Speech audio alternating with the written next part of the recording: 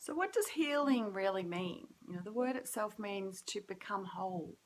I want to talk for a moment about what that can look like in the situation of healing from trauma, relational trauma.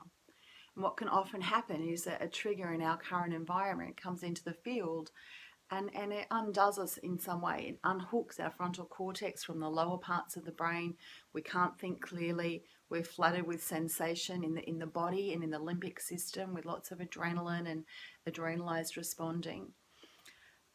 Even if that shows up as a shutdown or a freeze with a high level of charge underneath.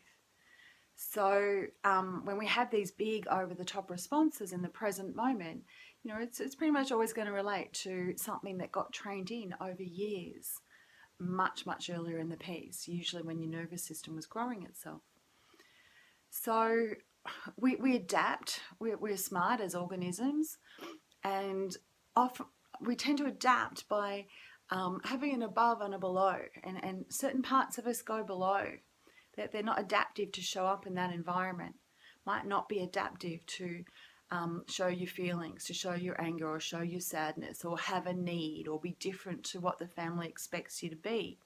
So all of these natural aspects of you learn pretty quickly and often very unconsciously to go underground, to go below, not to be shown.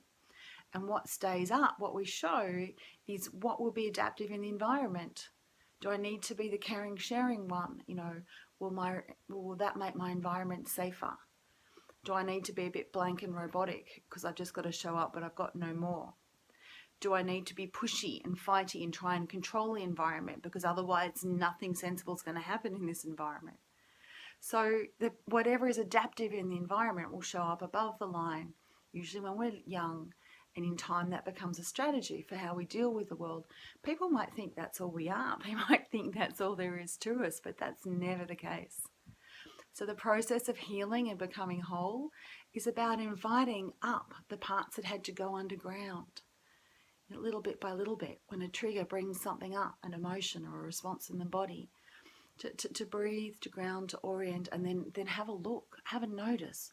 What previously shut down part of me is showing up here, desperately wanting to be seen and safe, held safely and validated and met.